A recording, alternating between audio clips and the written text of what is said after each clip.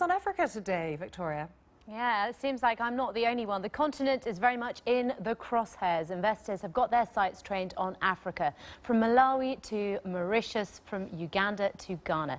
No fewer than 10 heads of state are in London at the moment presenting their best case for investing in their nation. It's the Global African Investment Summit, and it's thought that about $7 billion is up for grabs. Africa enjoyed a 65% increase in new investment last year. The total came in, analysts believe, at about $87 billion.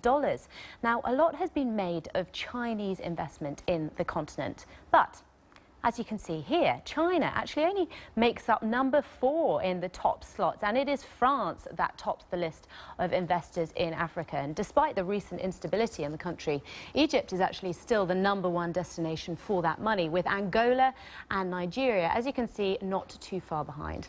And as you might expect, a lot of that money is going into oil and gas, but also we're seeing growing investment in real estate, in communication infrastructure and technology too.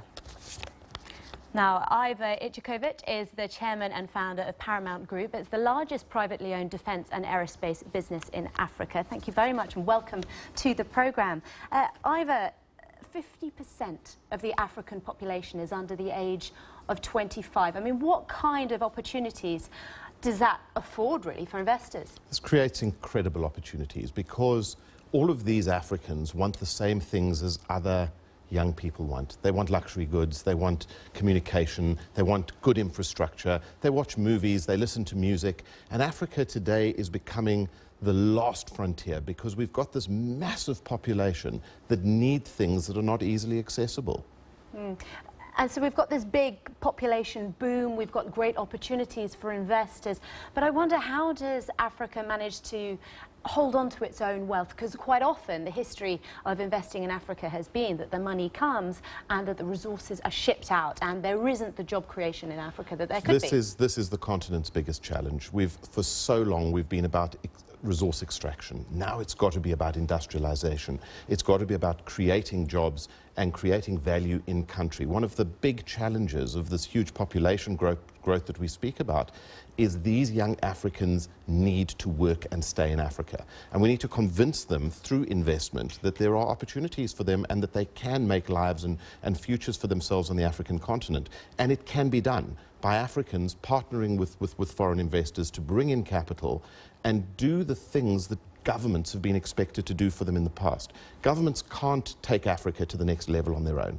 It's through partnerships, it's through private investment that this is all going to happen. So joint ventures, you think, are the future. Do you think that African leaders can really convince investors that their assets are going to be safe and therefore encourage Africans to invest in their own economies? When I set up the Paramount Group, which is Africa's largest aerospace and defence business 20 years ago, I had one focus, and that was to help African governments create institutions of security to protect the assets of their own population, because I realized that if Africans themselves were not investing in Africa, how could we ever convince foreigners to come and hold our hands and join us in investment on the continent?